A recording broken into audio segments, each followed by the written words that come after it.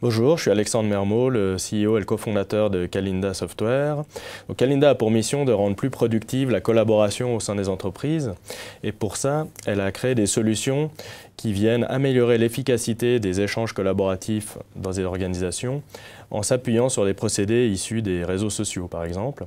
Et pour être vraiment intégrés au monde professionnel, nos solutions vont s'intégrer sur la plateforme SharePoint et avec la messagerie existante au sein des entreprises. Donc, ce que je vais faire, c'est vous montrer une petite démonstration survol de ce qu'on peut faire dans notre plateforme Social Factor, réseau social d'entreprise pour SharePoint. Donc ici, on est sur le newsfeed de SharePoint. Donc je vois mes contacts que j'ai rajoutés ici, je vois mon newsfeed, c'est-à-dire mes nouvelles, et puis j'ai aussi un wall, un mur, que j'ai rajouté à la plateforme qui fait partie de notre solution Social Factor. Donc vous voyez que n'importe qui peut ainsi publier des messages sur son propre profil à destination de ses collègues ou sur les collègues des autres.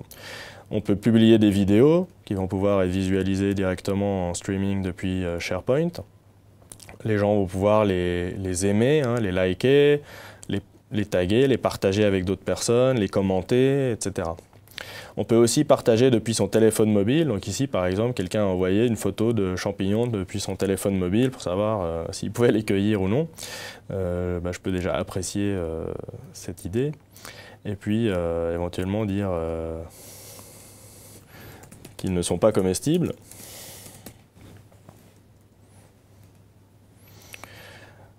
On voit dans le newsfeed tout ce qui se passe dans le réseau social et dans toutes les communautés ou les groupes de travail. Donc ici, par exemple, je travaille avec un participant externe, qui est une capacité de notre produit, d'intégrer par exemple mon avocat pour travailler avec lui sur un contrat dans une communauté ou un projet qui s'appelle Social Factor Demo dans SharePoint. Donc lui, il a pu m'envoyer une nouvelle version d'un contrat depuis sa messagerie alors qu'il n'a pas accès à SharePoint.